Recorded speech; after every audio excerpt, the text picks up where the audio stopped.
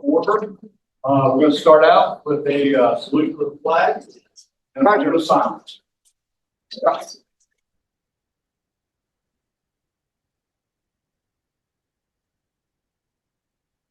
Allegiance to the flag of the United States of America and to the republic for which it stands, one nation, under God, indivisible, with liberty and justice for all.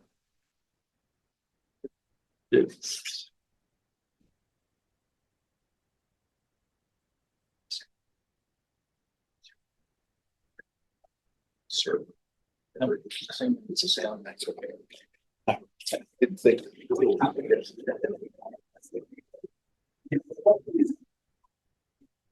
Here.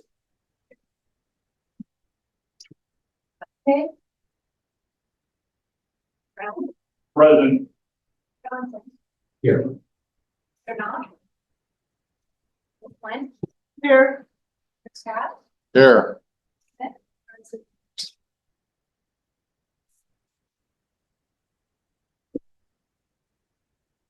All right, so little housekeeping. Today at 6:01, we had an executive session for personnel and legal reasons. And it concluded at 6:30. So, all right, let's see. First thing we have is Audrey Bear. Our presentation. Hello, how are you? Good, how are you doing? You train one nightmare at a time. I'm too short for that, I have to move it. That's why I called you over here. Is that better? I'm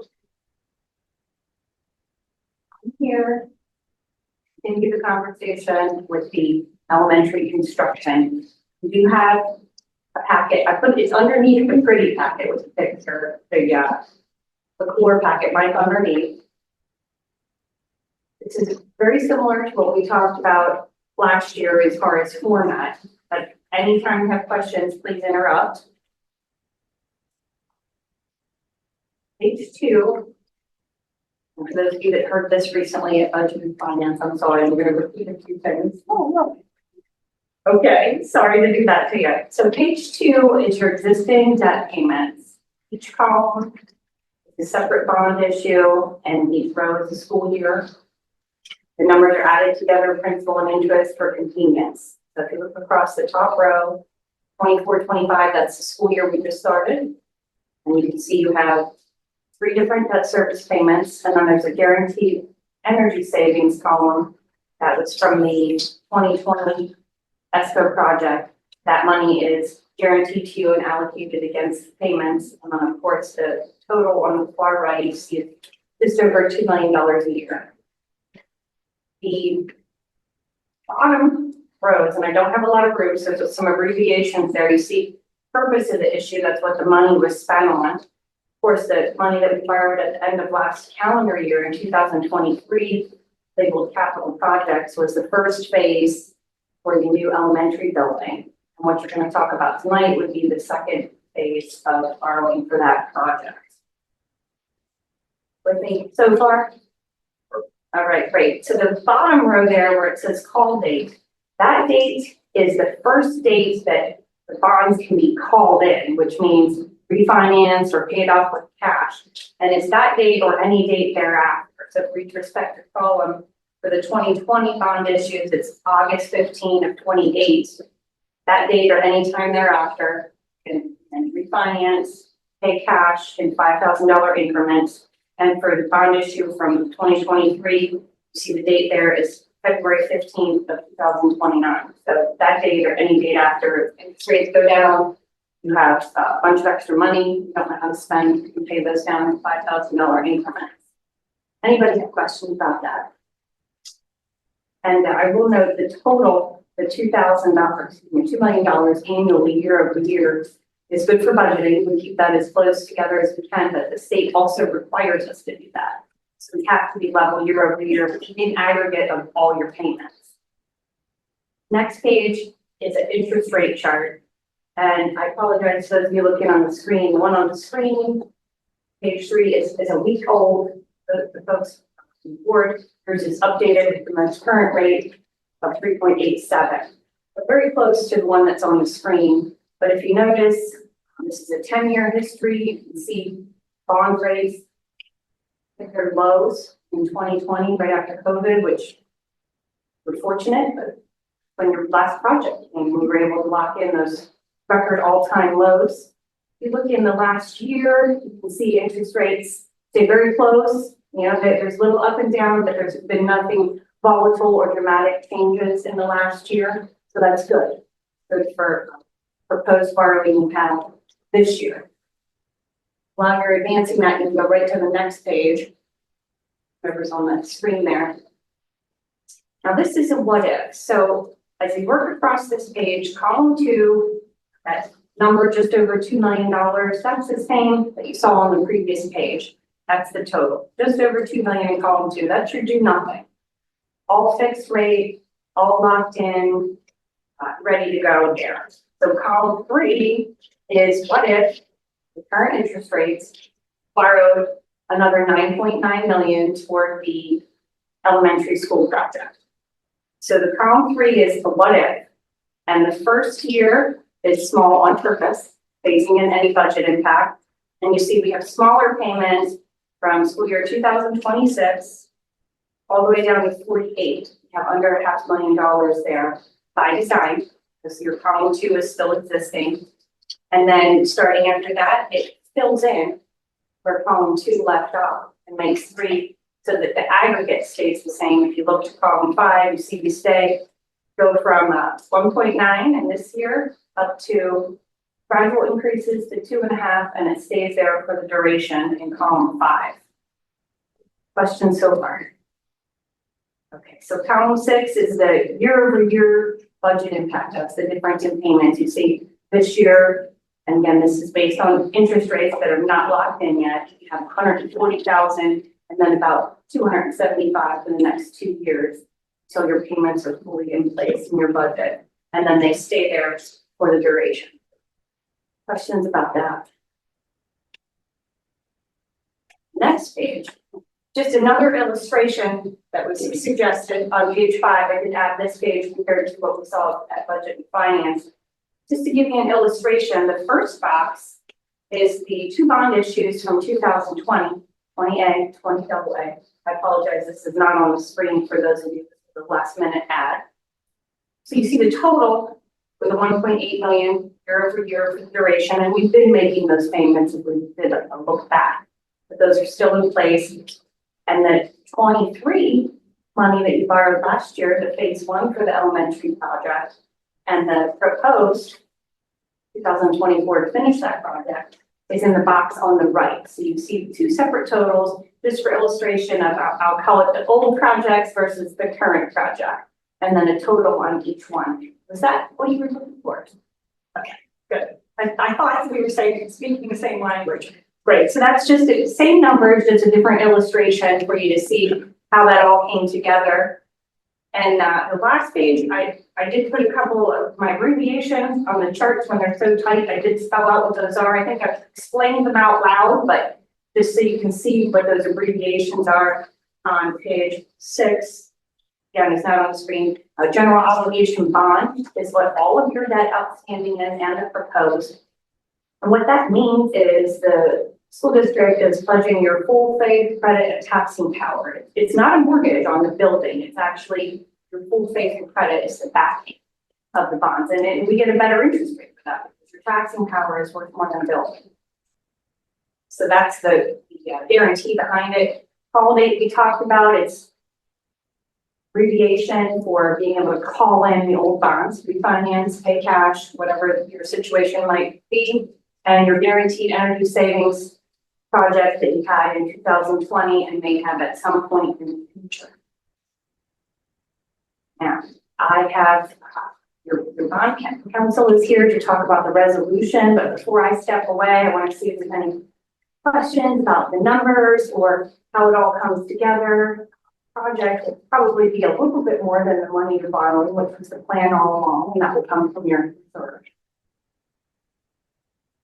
From what I'm reading here, come down the pipe here, we're gonna be $69,530,000 in debt, correct?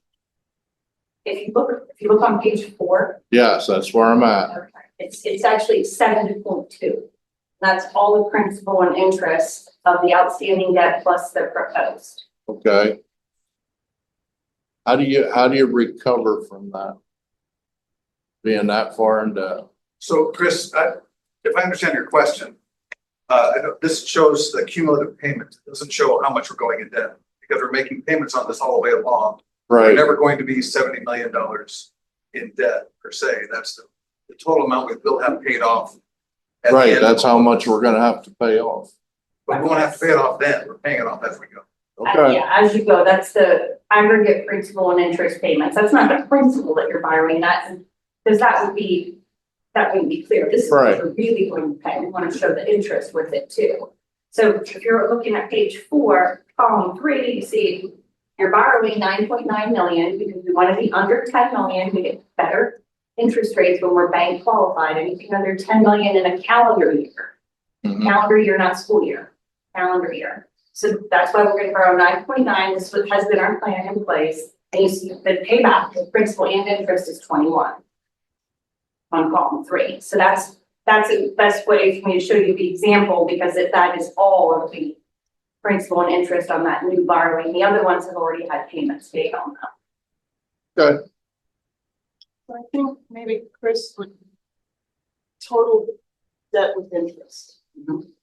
Yeah. That was the number. Yes, that would be the column 5 on page 4, where you see 70,241. That's all Right. principal and interest. I'm calling it the old projects, they're not that old, it was only 4 years ago, but the old projects and the new one. Have you seen in other school districts that, I mean, our budget's what, 86, 87 million, 89. 89 now? Great, okay. That their debt is 50% of their annual budget, is that like, okay, a problem? There's a lot of schools that wish their debt was 50% of their budget, you're on the lower end. Okay. You're and I'm not suggesting anyone does this, but the state gives you a limit, 225%. Isn't it simple? Now, I'm not saying you can make the payments, that's not what I meant, that's just, that's, No. I would never wanna see you do that, but. I'm not- Just because you can doesn't mean you should. There you go, there you go. Yeah, borrowing capacity is 225 of your budget, 225% of your budget. I was wondering, very good presentation. Thank It's easy to understand, thank you. Yes,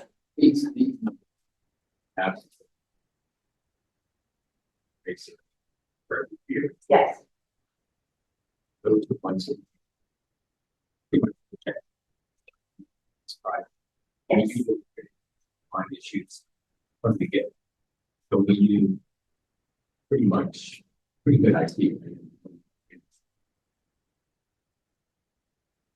We try to make it out. Right, you've heard from me before, I do not have a crystal ball. When we were talking about this 2 years ago, I told you what we could do with interest rates then. I didn't project it out. Fortunately or unfortunately, like I showed you on that interest rate chart, they're pretty close to where they were. Right. I didn't predict that, we got lucky, I guess, although it would have been just fine with me if it would have went down.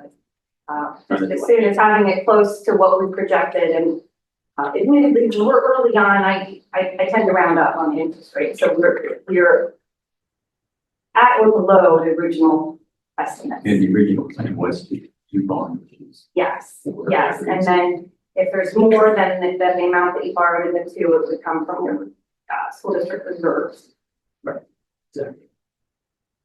Any other questions? Thank you. Okay. Melissa, you're up. Thank you for having me. My name is Melissa Winghamfield. We have to talk about the resolution. Oh, That's my fault. I sorry. should have told you that you had anyone. I'll be very. You thought you were telling me the money. It's my fault. I apologize. Thank you. I'm Laura Kurtz. I'm your bond counsel. I'm from a firm called Eckert Siemens in Harrisburg. And we prepared this, I think it's about a 20-page document, Word document. This is the legal requirement you're required to adopt a resolution per the Local Government Unit Debt Act. And just to quickly follow up on Audrey's point, your borrowing capacity per state law issue is 106 million. So just to clarify that, but this is the resolution that you need to adopt in order to undertake a debt issuance in Pennsylvania. It's required of all local government units, including school districts. It's almost substantially identical to the one that you adopted last year. It does authorize the issuance of the bonds in a maximum principal amount. Now you'll see that we're going to issue less than 10 million, but the schedule attached to this resolution includes a max of 12 million. The reason that we have to do that is that we have to complete every principal maturity and the interest rate in order to have flexibility to adjust for the principal up and down as Audrey prices the bonds on the pricing date. We're not going to issue close to that amount. It will be under $10 million, but for state law purposes, when you provide this schedule, you have to provide a maximum schedule with that flexibility, or you will not be able to issue the debt that's outside of those parameters. This document also authorizes the issuance of acceptance of a bond purchase agreement. The bond purchase agreement contains certain parameters that you can issue the debt under. For example, you have to issue between 90% and 100%, 120% of the par amount of the bonds. It will contain parameters for bond insurance. It has to be within the schedule that's provided in the resolution. Upon pricing, which is expected to occur about a week following the adoption of the resolution, Audrey will contact Dr. Redmond as well as Jody, and she'll discuss the results of pricing. At that time, this resolution authorizes the superintendent and the business manager to make a determination as to the pricing, whether it's suitable and to sign an addendum. So this is a maximum parameters resolution for your consideration. As Audrey mentioned, it pledges the full faith, credit, and taxing power of the school district. There's certain tax exempt covenants in here that are required by federal tax laws. It authorizes the filing with DCAP, which is the Department of Community and Economic Development. They are required to review. They don't pass on the judgment or wisdom of the project. It's a standard. Did you provide the documentation that you're required to under state law? In 20 days, issue their approval. And then after that, we can proceed towards closing. So I know that was a lot for this 20-page document, but you need to enact this resolution before moving forward with the borrowing for state law purposes. Happy to take any questions that you have. We're gonna get that document. Yes, it's up in front of you. You should have it. Okay. I do not. Yeah, it's underneath that. It's underneath this? Okay, Oh, That's what's in the bottom of that file. great, thank you, sorry. Yes. Audrey, you folks always do, great job. This is just another, there's nothing new, nothing different or anything. It's pretty much same standardized. Okay. And everything that Audrey mentioned and just discussed with you is just evidenced and documented in this resolution. No, we appreciate it. Any other questions? Okay. Thanks for your Thank you very time. much, appreciate it. Okay, move on, okay, Audrey. Alyssa, now you're up. Okay. Have an A and A next, I know. I'm telling you. It's confusing. So, Alyssa, Damian, we're from McClure. Thank you for having us. If you have questions throughout our presentation, feel free to flag your staff. And you also have a copy in the pen in front of you. So today we're going to go over the solar analysis that we did for the district. We go to the next slide. But before we do that, just a quick history about McClure. We'll keep slide 2. We are a 71-year-old construction management firm specializing in K-12 energy projects.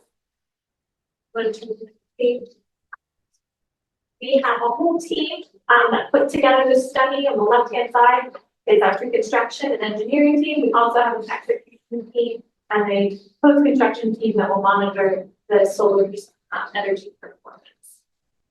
So this is our team. If you want to turn to the next slide. We also want to take a moment to thank the district for the work we've done and the partnership we've had in the past. As Audrey mentioned, in 2020, we embarked on our first energy project, and again in 2021. Both of those projects were hugely successful, met and exceeded the energy savings in lighting, building envelope, HVAC, and other upgrades for the district. So just want to say thank you for the partnership to date. You want to turn to the next slide?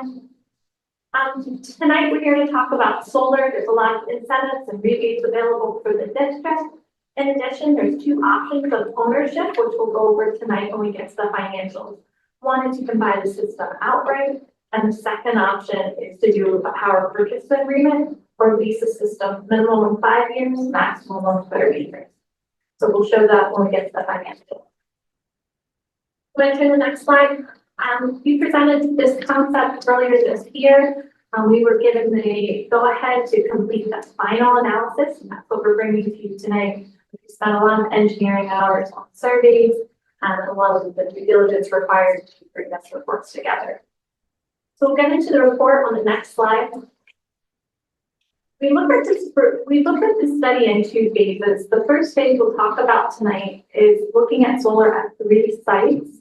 It would offset 94% of the district's energy use. We excluded 2 buildings, Renovo and Liberty Curtain. Liberty Curtain because it's being built, and Renovo because it needs a new roof. So today we'll be talking about the remainder of the buildings. We do believe, but through phase 1 and if we would do a future phase 2, you could be 100% solar. But this first step, if you were to do everything, would get you to 94%.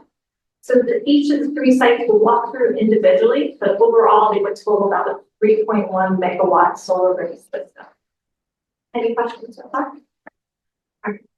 So if you turn to the next page, we'll go to the first page, which is located at Central Mountain High School. We're looking at a ground-mounted array. After a lot of analysis, this was the most cost-effective array to build. This array would be 2.25 megawatts in size, the largest array of all 3. It would completely 100% offset Central Mountain High School, Central Mountain Middle School, and Mill Hall Elementary.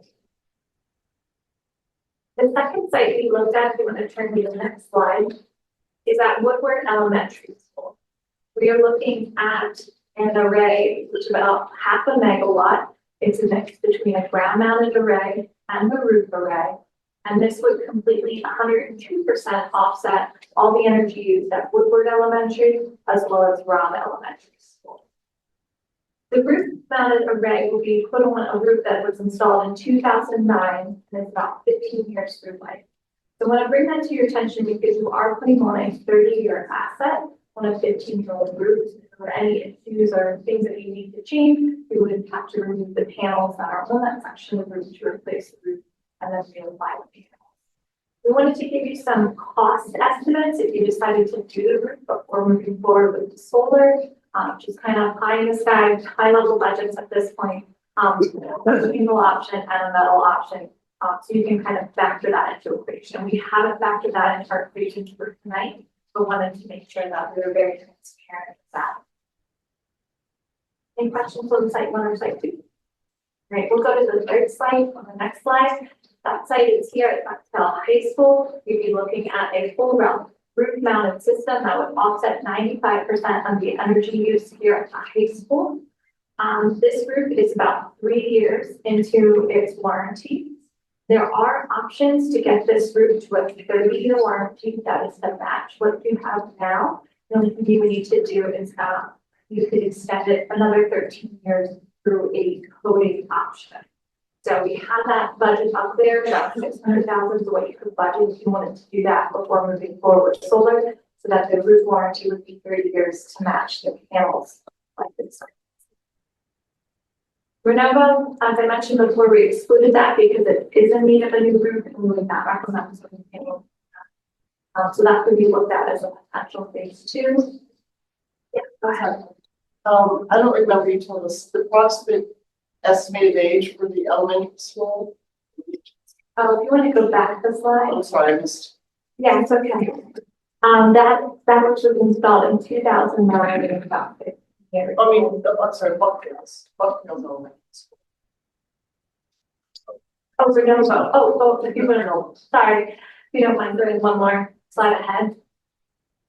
Oh, there you go. Perfect. So on the right-hand side, Renovo, I did not mention that. Thank you. That age is 17 years into its warranty. So it was installed in 2007. And approximately that, so it's 17 years now. So if the board is gonna go that route to put an extended warranty on there, or that is too far along? Or what's your, I'm sorry, what's your recommendation for that roof to get solar panels on? Yeah, so our recommendation is, a roof restoration to metal panels, which would cost the district about $900,000 to $1 million, but that would get you that full 30-year warranty. You wouldn't have to touch that. Okay, so basically. That's a high level budget, just as, Yeah, that's not enough. there's other different types of styles, different options, but that was just a kind of a high level budget. Great question. So the Novo is not included in this phase 1 study. It would be for potential phase 2. We turn the next slide. We'd also recommend looking at Liberty Curtin Elementary as a potential phase 2 as well. At the time of the design, we didn't have the structural and energy supporting documentation to follow it. One thing we tried to discuss before the design went out, but I don't feel like I pretty much failed at that conversation, to make sure the building was aligned at the site to be maximized for future solar. Now, did this building, the way it's sitting, think it's maximized for solar? Footprint? It's a good footprint, nice layout. Good contours. Thank you. Good footprint and a nice layout. The challenge of that site is all of it because of the small roof. So it's an installation challenge, it's also a shape. Is that something we can talk about, so it's going to be someone, I don't know. It's time. How, I guess my question. How difficult would it be to do that? Put an array on that door. Everything possible. If we can get the structural designs, the architectural layout. Speak into the mic. That's right. If we get the architectural designs and the structural plans, we can get that. What would it take from us for you to get that? Sam, if you get that. Thank you. That would be huge, because that's something, well, it's being built. Okay. Thank you. So if you want to turn to the next slide, if there's any questions on the installations, we'll go over the financials. So the financials, we have 2 options for your consideration this evening, and they are inclusive of all 3 sites. We will show what it looks like if you want to break the sites apart. We will help you however you want to see this data. So kind of think of this as like an a la carte menu. But for tonight, we're just showing what if we do everything, what would that look like? So the first option we're going to look at is the lease option, which is a 30-year power purchase agreement. So under this type of agreement, the floor is responsible for building the array, owning, operating, and maintaining the array. So it really takes off all the pressure from the district, and the floor is responsible for everything. The district would be responsible for mowing, and you can expect to do that, 3 times a year, just to ensure that the grass doesn't grow above the panels or any ground mounted systems.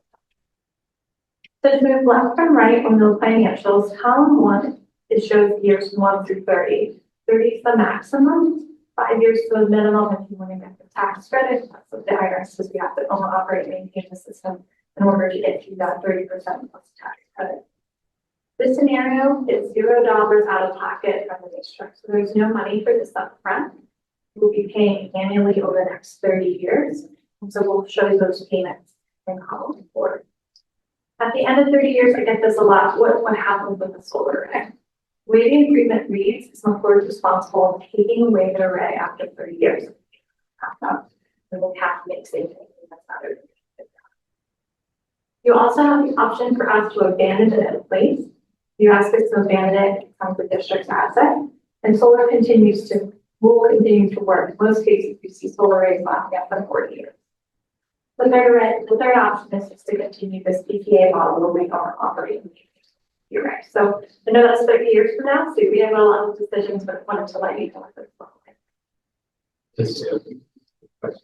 I want to find at the end of that 30 period. technology that like years ahead of where we are right now. We wanted to replace them entirely, right? Whatever it is. And we have we do Absolutely. under the same thing. So after 30 years, we could come back and do another PPA for you. Thank you, Jeff, because that's a segue to what I was gonna ask. You know, that the mono and the poly, the different cells, as the technology of those cells, it's like, how often do they seem to get better? It's like almost every year or 2 years, or it's, Continuous improvement. okay. So they're constantly, we started doing this, our panels were coming 250. Now they're 701. Wow, That's over 4 years. So it's a staggering growth year over year. We've actually looked at a couple of systems that are around 10 to 15 years old. They're evaluating doing a rip and replace. Their question where they're 200 megawatt chemicals. And it's quite honestly.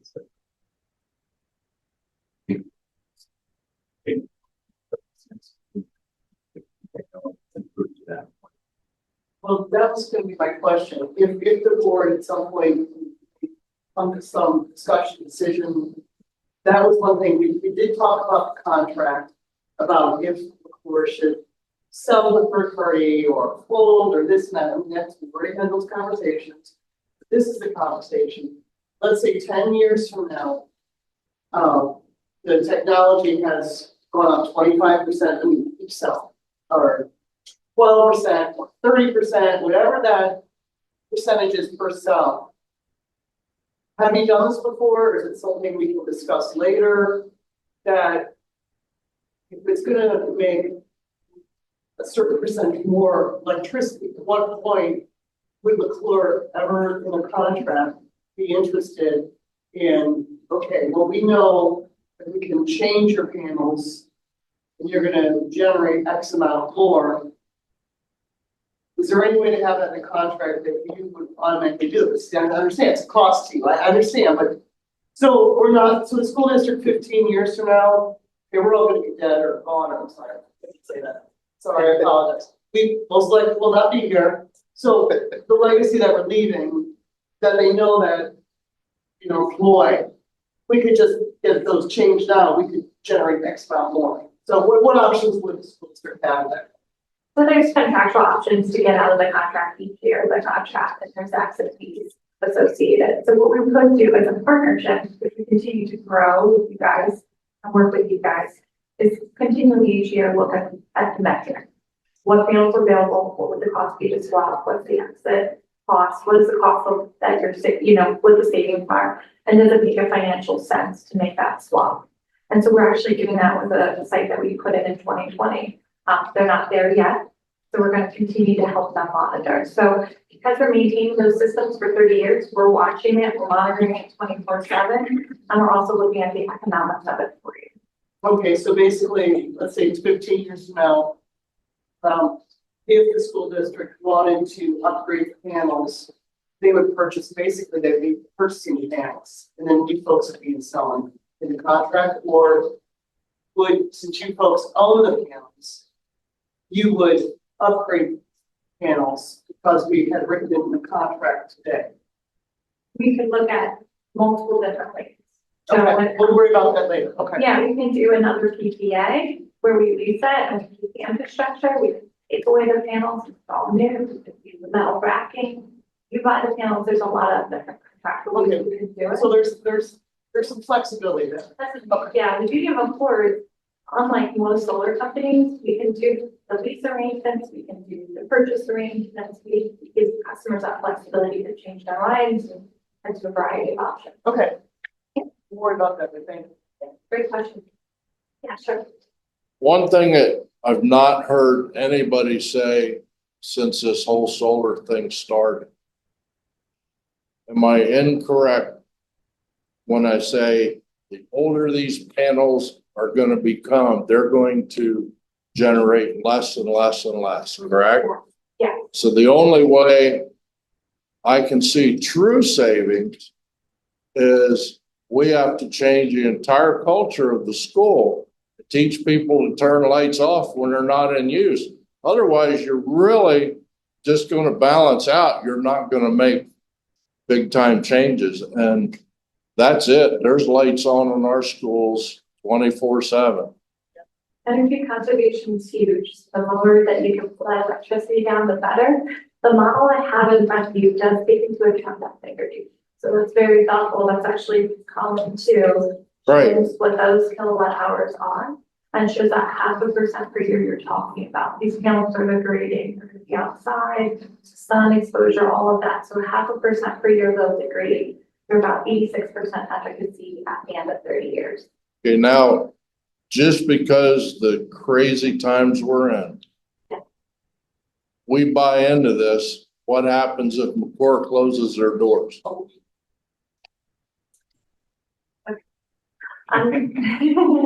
Sorry, it's a loaded question, but you gotta ask it. And we can send this to all of you.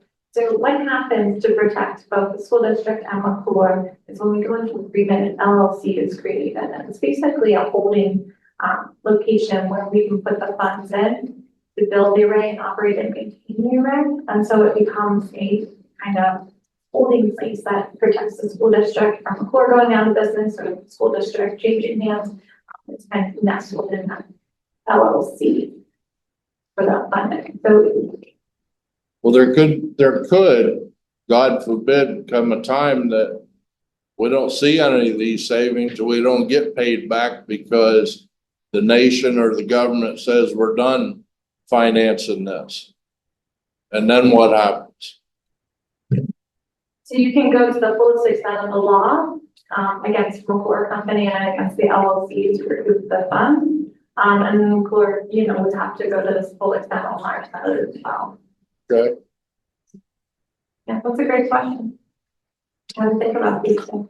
God knows I answer more or ask more, so. So we'll go back to the table, from left to right, your column 1 is years 1 through 30 with $0 out of cost up front. Column 2 is what the annual generation of panels will be. It's about 94% of the buildings that it's serving. This is guaranteed by McClure. Column 2 McClure will guarantee kilowatt hours. It's after the years up, corrected for number 20 days. If there's a shortfall, we go to the district. Column 3 is the cost savings you'll see on your electricity bill. We're escalating this number 3% per year. That has been the BPL average. Column 4 is what you'll pay McClure instead. So you'll save $465,000 in year 1 on your BPL bill. Column 4 is what you'll pay McClure $371 instead. So you're paying a lot less out of your utility budget. Those are where the savings are coming from. So this power purchase agreement cost includes everything to build the array, maintain it over 30 years, replace the inverters in year 15. That's what takes the direct current electricity, to alternating current electricity. This fee also includes all the rebates and incentives that are available to you. So that will be through PPL, the Act 129 rebate, tax credits, the investment tax credit, any states that celebrated depreciation, bonus depreciation. McClure also guarantees the solar renewable energy credit. What we do is manage that for you, take those savings and hand it off each annual cost. And that's all included in column 4. So basically, McClure is responsible for everything. Column 5 is if you take column 3 less column 4, those are your annual savings, and column 6 shows your annual savings. Any questions on the 30-year lease option? Yeah, I'm sorry, I'm a little dense. Get your mic. Sorry, I'm a little dense here. Column 3, Yeah. it says existing electrical cost savings. Savings from what? Or is that our electrical costs now? Or is that what you're estimating the cost of production of 3.9 million kilowatt hours is? Good question. So this is what your PPL electricity bill savings will be. What the electricity bill savings. So what will happen with your electricity bill is you'll have a bidirectional meter. So all the solar that goes out, so during the day, you'll create solar and it will go back to the grid. So it'll spin backwards. At night, you need energy, you're going to pull from the grid. So it's going to spend forward. So what the meter will do is tell PPL how much energy plus or minus you're using at that building. You're gonna generate more than you use. You're gonna build a credit on your utility bill. That credit will build over time, and then every May you'll get a check from PPL. This is what we're suggesting that check will be. Okay, do I understand correctly? Then you're estimating that what we will save, versus paying people what we now. will save from what we're paying PPL That's correct. Yes. is $465,000. Yes. And then it's gonna cost us $371,000 for you. Correct. Right, all right, now I understand. Yes, Thank The you. way- perfect. The way that works is your kilowatts more or less go into a savings Yeah, I account, understand. and then you use it from I there. understand. Yeah, Thank great you. question. All right, there's no more questions on this option on slide 12. Let's go to slide 13. So keep that $6.8 million 30-year savings in the back of your mind. So what we do on slide 13 is we break it down by the 3 sites to show how we got to that 6.8. So the Central Mountain High School solar array makes about 77% of those savings, about 5.3 million. Woodward and Robb's site makes up about 15% of those savings, about 1 million. And then the Foxborough High School Loop site makes up about 8% of those savings, about $500,000. Okay. What is PPA? PPA is power purchase agreement, just a big word to name these, the solar array. Okay. Yeah, sorry, I should phrase those out. So then slide 14 is a scenario that if the district decided to buy the solar array, all 3 sites up front, what would that look like? And what you'll see is you go from 6 million in savings to 11 million, and we'll explain how you got there. So column 1 is again showing you 1 through years 1 through 30. We do this through a guaranteed energy savings agreement that we've done in 2020 and 2021. We're showing the years 20 years because that's the maximum term you can take out those agreements. So you'll see a 20-year term agreement, but the asset will be yours for 30 years plus. So we're showing what the 30 years market just to compare apples to apples. Column 2 is again what you would save on your PPL bill each year. Column 3 is what the solar renewable energy credit savings would be, the tax incentive savings, what the PPL fund rebates, all of that. That's what you could apply for each year for the solar array. And we'll say these are not guaranteed, so we just have some conservative placeholders here for now. Column 4 is what would it take to finance these arrays? These arrays are about 8.2 million. We're assuming a finance cost about 4%. I think I heard Audrey say you guys are a little under 4 for this issuance, so I think that's a pretty conservative number at this point. We also are recommending that you take the 30% tax credit that you receive and put it back into your financial note. So we invest it back in to kind of lower that principal and interest. So we're making that assumption because that's what a lot of schools are doing with the rebates. Cost of ownership. So by owning the array, you'll have to maintain it each year. You'll have to pay insurance on it. You'll also have to replace converters around year 15, which you'll see has a spike in that year. So we just want to make sure we're representing that. You'll also see a spike in year 30. We don't know what the cost will be to take the system down, which is cycle the panels. So we made some assumptions there as well. So column 6 is taking to exceed, which are column 2, and column 3, less the cost of finance and less the cost of ownership, which is 4 and 5. You get column 6, which are your annual savings, and then the cumulative savings are in column 7. And on that option. So that would, so that just kind of shows you kind of the 2 ends of the bookend. So really the decision now for the district is, 1, do we want to do solar? 2, if yes, which sites do you want to do? And then we can kind of put together draft contract documents, put those final proposals together for you. Are we going to discuss this with more options, right? Or I think this action should go to the finance or the facilities committee. okay, well, he wants to. Okay, that would be great. Just get it on the agenda. Of course, yeah, that'll be a discussion item. next meeting. And now that we have all of the data. Good. All right. Slide 15 tells you about a grant program that, we helped get across the finish line in July, which was the Solar for Schools grant. So we'll keep an eye on that grant program for you. Slide 16 are just some of the projects we've done. Steel Heights Fire on slide 16, that's about, 1.7 megawatt array. It was a small venue, guys, but it's the first 100%, offset school in the state of Pennsylvania, one we're proud of.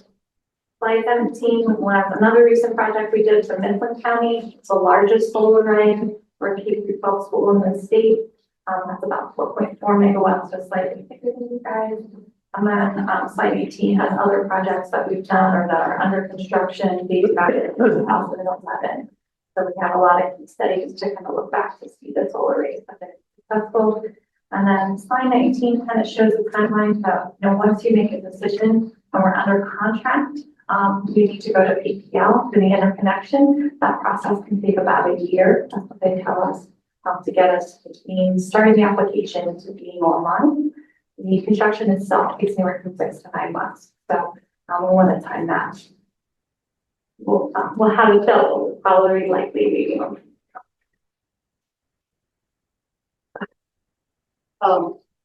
At what point, how small of a project can you go financially or it's not worth it?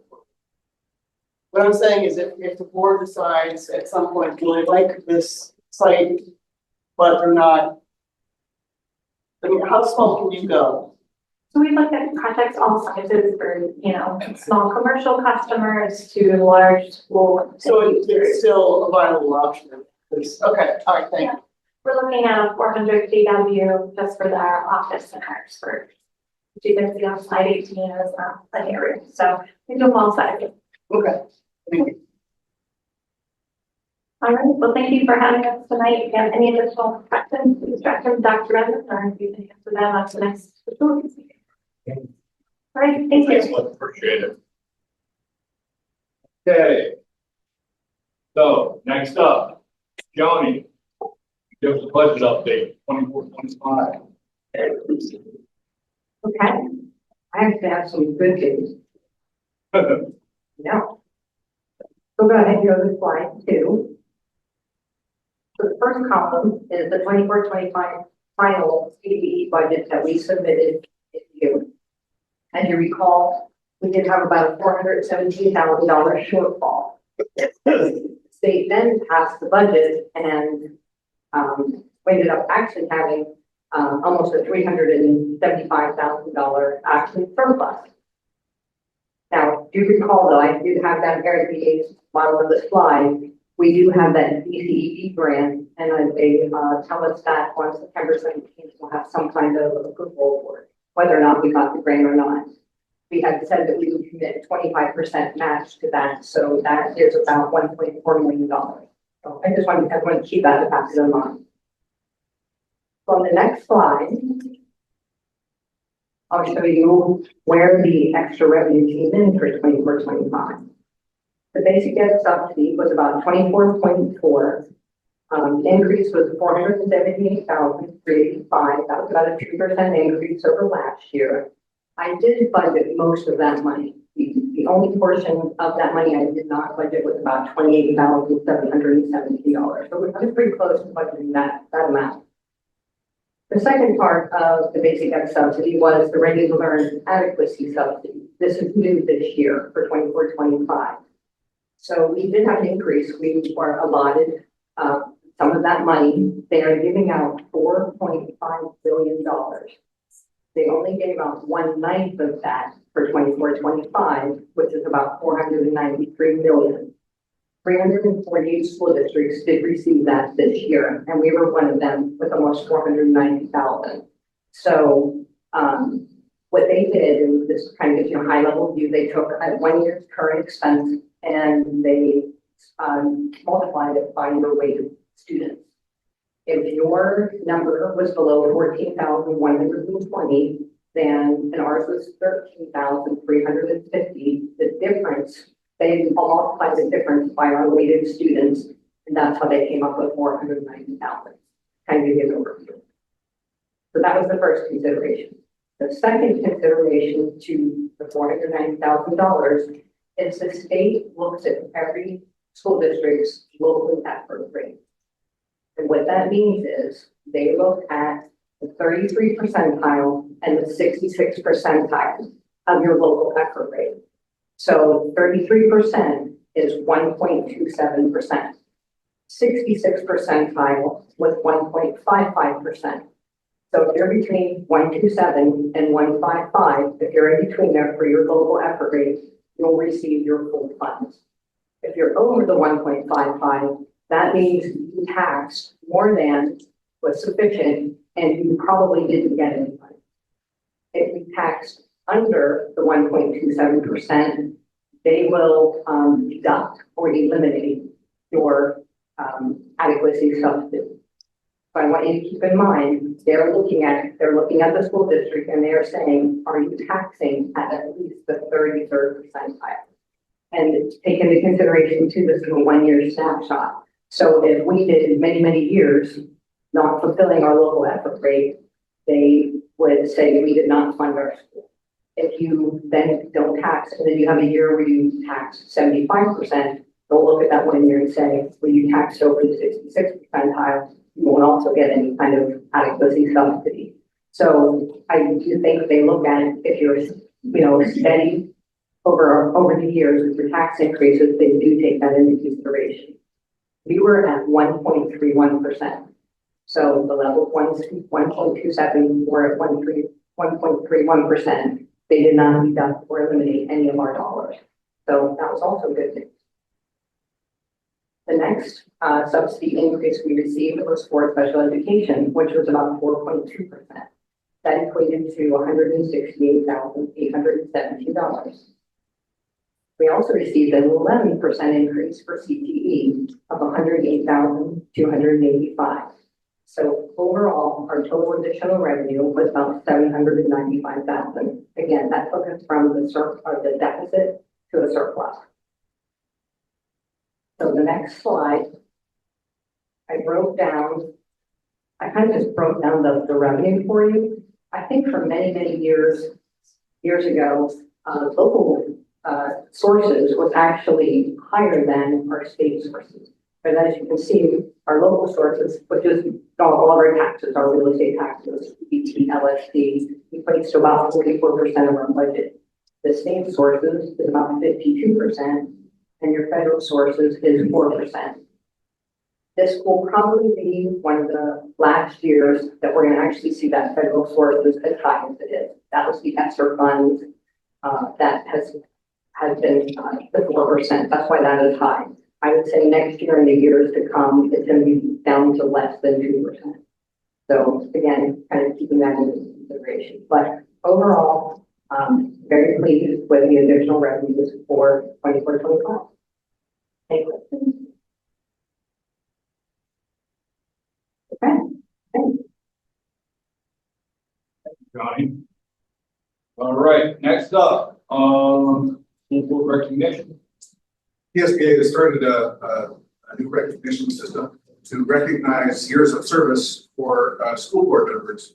So I have here a certificate that says honorable school board service of 5 years. Governing board of the Pennsylvania School Boards Association proudly presents a certificate of appreciation to Polly Donahue, Keystone Central School District, in recognition of ongoing school board service and the long-term contributions of individuals who bring their energy, talent, and values to the guidance of youth and public education in the Commonwealth of Pennsylvania. So, Polly, I know you're not here right now, but we have this certificate for you. And thank you very much for the service to our community and our kids of the school district. Thank you very much. Thank you. Okay. Next up, we have hearing of visitors. Do you have anybody that signed up? No? Okay. All right. Well, that being said, let's move on to these student government reports. Okay, first up is Buck Taylor. Bill Bucks. It's a lottery. Well, hello, everyone. My name is Madison Mason, and I'm a senior at Bucktail High School. I'm the vice president in the public relations of Bucktail Student Government. I'm a member and an officer of student government, PBIS, National Honor Society, Varsity Club, Environmental Club, and Yearbook Club. I'm a four-sport athlete, as you can see, of tennis, cheer, basketball, and softball. I volunteer with Heritage Park and St. Joseph's Church in my free time. I'm this year's Miss Bucktail representative for next month, and I'm proudly hoping I can use my voice to help make our school and community a better place. All right, and then our president, Mark Lewis, is out sick, so I have the honor of reading his. I know. He's probably at Boston right now. He goes, most of you already know me. My name is Martin Lewis, and I'm a senior. I've been voted in as student government president for the second year, and I'm excited to see the progress we can make this year. Along with that, I'm also on the football team, a member of the marching band, and in the concert band, where I play tuba as well as the band club treasurer for the second year now. I'm also involved in the environmental club and a member of National Honor Society. Thank you.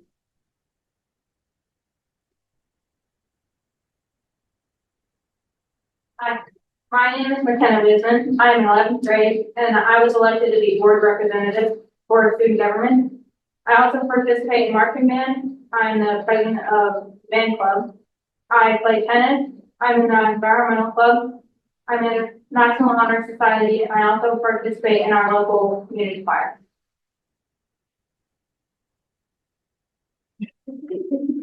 Hello, I'm Elise Bordick. I'm a senior here at Bucktail High School. I was voted in as secretary of the student government. Along with this club, I also participate in NSS, environmental, and PBIS club.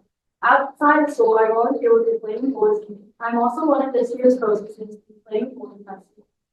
And I'm in the process of doing national work right now. So thank you. Hello, my name is Emily Russell. I'm a senior this year, and I was voted as treasurer of student government.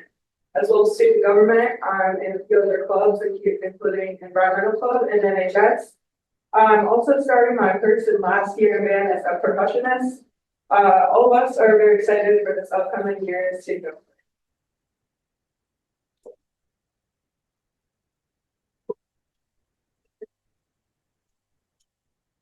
To begin, we wanted to report on how the start of the school year has gone. In early August, before we started school, the community hosted a back-to-school night for our Bucktail Club.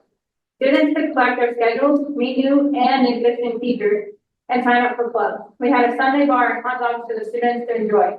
This back-to-school night has become a yearly tradition that the community looks forward to. The first day of school, we had a pep assembly where we played some fun games to get everyone in a good mood to start our year off. The marching band played to get the crowd pumped up for the new school year. Most importantly, we learned the school rules and Bucktail way. This year's sports teams have been successful so far. The tennis team is starting strong at 3-0. The junior high softball team is currently 1-0. The varsity football team has been putting up a good fight every Friday and continues to make improvements every week. On Wednesday, the applied physics class experimented with paper airplanes. Each student experimented with designs to see which flew the farthest. The class is planning on constructing and launching bottle rockets next week. All right. Don't get the newspaper there, please. It's lovely. Thank you, guys. Thank you.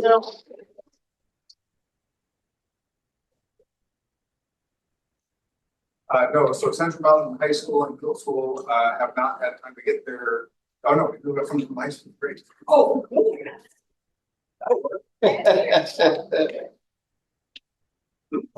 Hello, so good evening. I apologize for not driving my entire student government meeting. I'll be talking about all of our many qualifications. It's a little bit of a drive. Now I just know how they feel. I'm McKenna Gray. I'm the Central Mountain Student Government Secretary. I'm bringing you this report in place of Claire Bowman, who's participating in a volleyball match right now.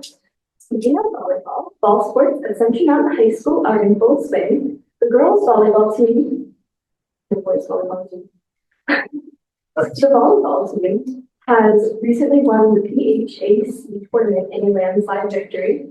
The drama club has begun work on their fall play class, and they are holding auditions soon. In student government news, we're preparing for our elections. We have garnered interest from the student body through multiple forms of outreach, including some of our members speaking at the start of your past meetings. Our communications officer created an Instagram account for the student body to follow. Student government members have been reaching out to students who are interested and doing our best to get the word out to the student body. We are already seeing positive change coming from our efforts last year. The staggered release plan that we tested last year is going very well. We're very pleased to report that many of the things that we discussed with administration last school year are being implemented this year. It is empowering for us to know that our voice is being heard.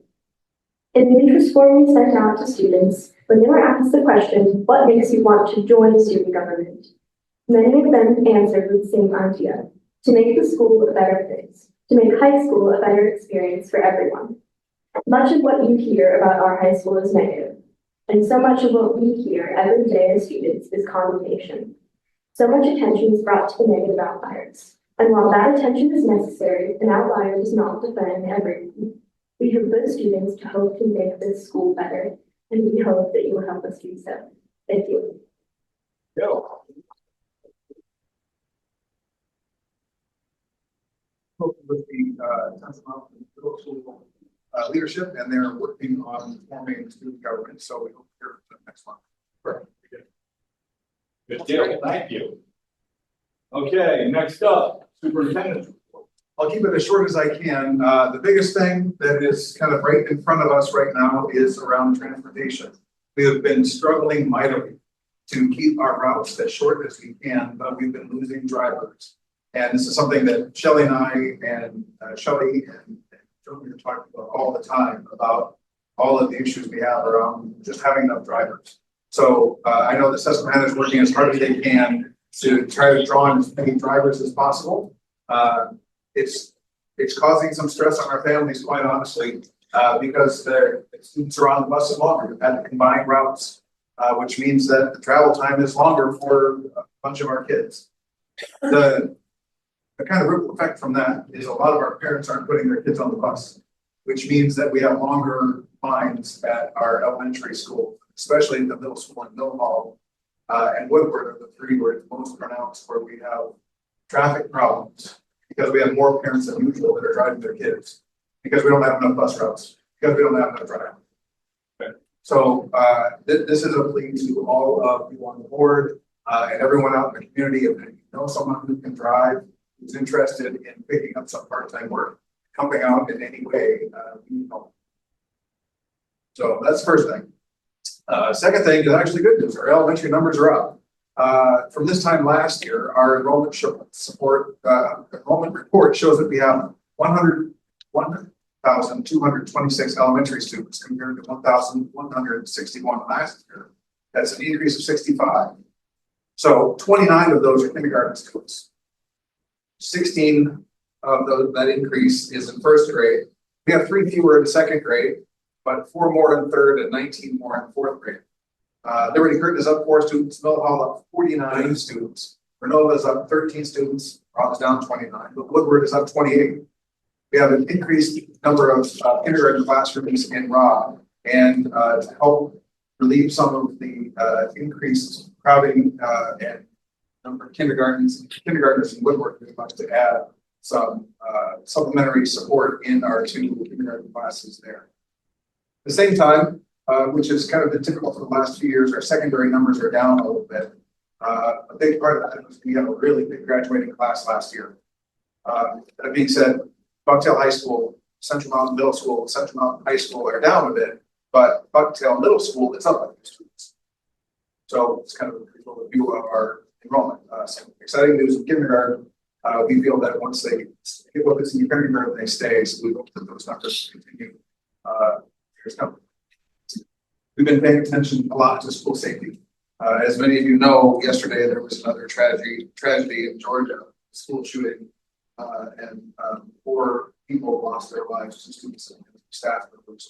And that has raised our awareness even further than it already has been. I know that Randy and the security team have been doing a lot of the assessment walkthroughs, looking at our current security situation and ways to enhance what we're already doing. And incidents like the one that happened in Georgia make that all more relevant and important for us to pay attention, to make sure that we lock our classroom doors, to make sure that we're not propping doors open on the exterior. And I know that all our teachers and our administrators are helping us with that, paying attention to the security side. We're continuing to look for grants to help support our security efforts. Everything from Mylar coatings on windows to changing door locks around to make these teachers keep those doors locked. So we'll continue updating the board as we can about our efforts with grants and our increase to our safety and security. That's all I have for today. All right, thank you very much. Okay, next up, we got committee reports. Facilities. Okay, thank you. We met on the 27th last month. Committee. First item we had on our agenda week was this and Wayne Phelps report. That same one, everybody heard this evening. Give us all the same information. I asked at that point if she would come tonight and share our report. So yeah, it's helpful for everybody to get the overview of that. We had 3 items of discussion. We had talked about the high school, Central Mountain High School tennis courts. They are our competitive courts where our varsity tennis team has all of their meets. It's in some dire need of some repairs. It's too late really this year to come in and redo the entire thing. So we're going to do as many repairs. Stopgap repairs, the best way to put it, for this year so that they can continue with their season and then move back next year to redo those entire courts at that time. So that's what we are hoping to get replaced and have them more brand new for next year because they are used for the IWA competition. The other 2 items we are going to be replacing for ADA compliance and have to get some curbing at both the middle school, Central Mountain Middle School, and here at the elementary school, at Brandon Elementary School. Get the curbing to a very compliant. Next several items we have got information on were basically updates on projects. And as I went through these real quickly, you'll see that there was a whole lot of work done throughout the past 3 months, and some other things that are thought to be done soon. First of all, we have stormwater piping repair here. This came this, I guess the department, EDP and conservation district is going to give us a whole list of ideas for repairs, recommendations for that part. So that hopefully will be coming to us soon. The Central Mountain Middle School tennis courts, which are not used for away competition. They also need some repairs. We are going to some very similar to what we're going to do with this high school one. Get some of the cracks and so on in there, some boxes. And it's we've given us a PowerPoint presentation next meeting. Bucktail high wall repair that on the far end of this building has been completed. And no further action required. The AHU and ALC proposed. Leave up to no hall and then be replaced. The canopy removal at the middle school has been taken down. Some of the nation we did a nice sign out of there. Sure. Totally. Or that's what The bleachers at the middle school, by the soccer field, they have projects completed. Some temporary bleachers that have been put in there using some of the leftover materials. But we decide exactly what we're going to do with that entire complex. That's going to be using that for the interim. No all fire alarms, that job is completed. Essentially installed. School, part of the year is to be replaced, equipment on order. Installation repaired. Okay. See, and we learned that all early is currently discussing some replacement sidewalks, which could possibly affect the school district. That remains to be seen. We had a lot to went over, but I'm proud to say that a lot of those projects have been done and buildings are in pretty good shape.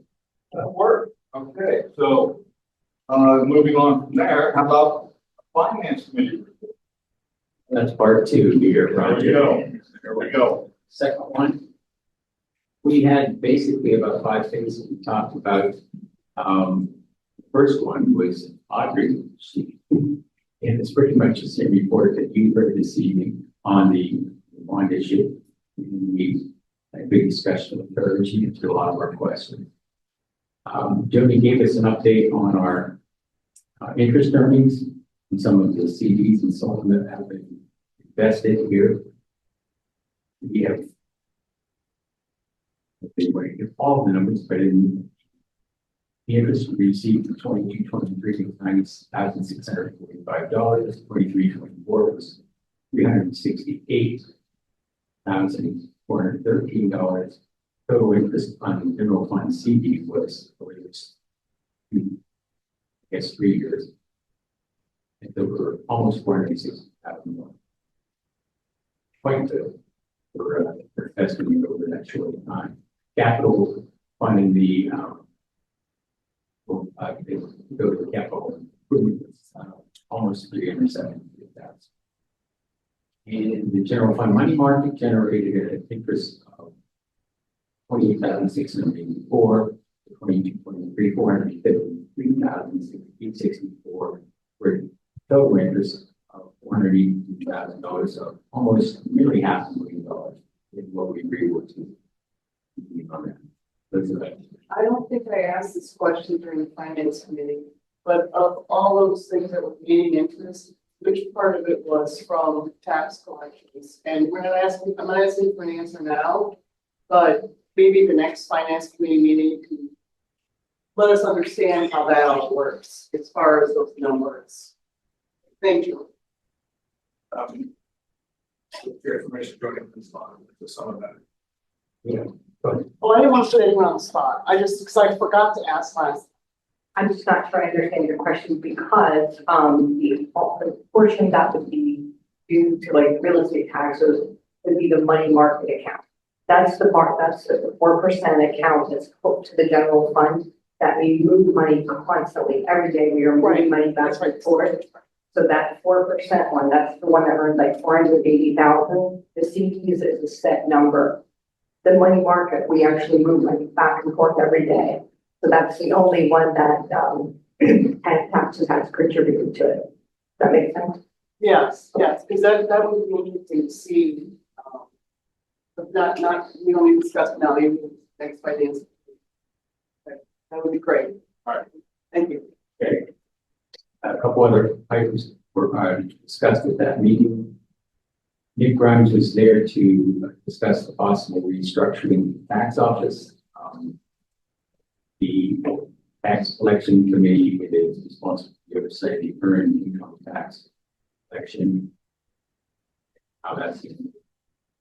He presented some proposals and some recommendations as to what he felt was should be done.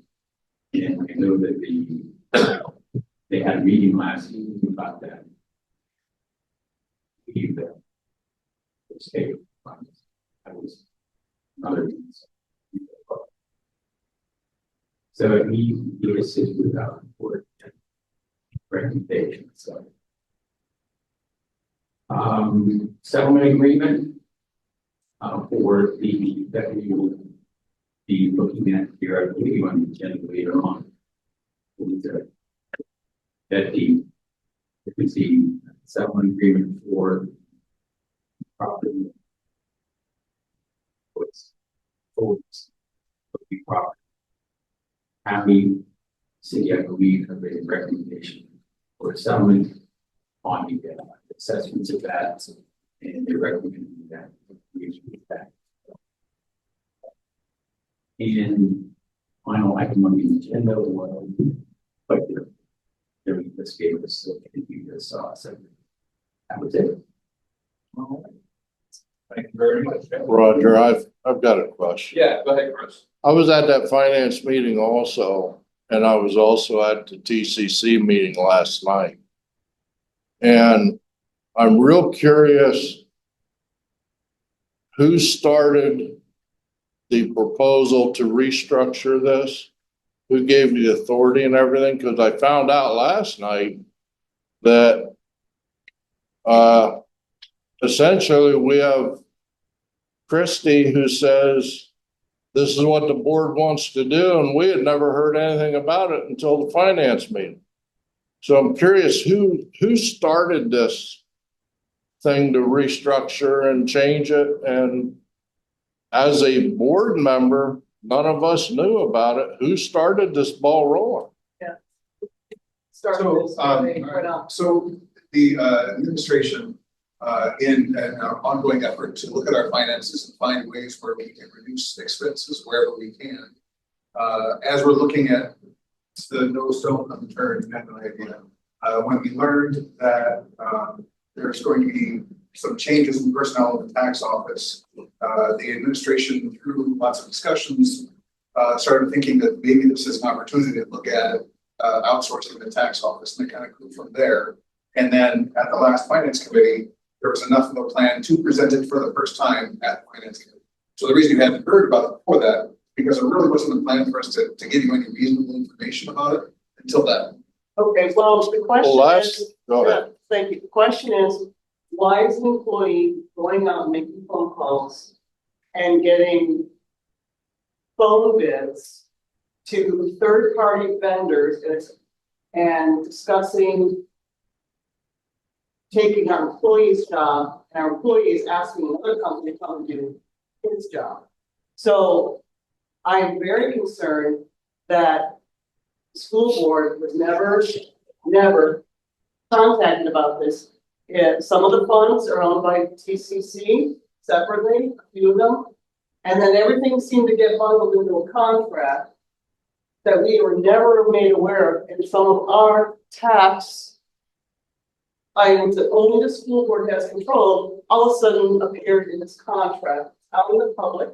We never saw it. We were never asked about it. And I'll be honest with you, normally, if you want a full proposal, a full budget analysis on it, all of a sudden out of the blue, someone's out there trying to shop for the TCC and for the school board, and they had absolutely no authority to do it. So I will say that it has caused great community mistrust. I feel mistrust. I feel at some point, I don't know who actually started, who said it in that, started phone call. Who was that person? Who was the person that told Nick to start calling these third-party for-profit vendors? How did he get this information? Who told him to start? Please. I would like to know, now I think Christie does a great job. She's a great person. But I feel that she was put in a position to speak for the board when the board didn't even know what was going on. How do you show up at a meeting with a contract handed to the municipalities and say, we need to vote on this right now? Yeah, 28-day turnover. Yeah, you can't do that. That's unethical. It's just not the way to do things. That's not what the school board does. That's right. And Christie, this is nothing against you. I feel bad that you're in the position you're in. Because you should not be told that you have to vote for the board when the board doesn't even have a clue what's going on. And yeah, you were told that you don't have the right to vote on behalf of the board when it comes to finances and union contracts. Okay? You weren't told that. That's why I was there. I really think that before anything happens, it needs to come before the board so that we can make a joint decision to pass on to whoever is gonna sit on that committee. So, back to the original question.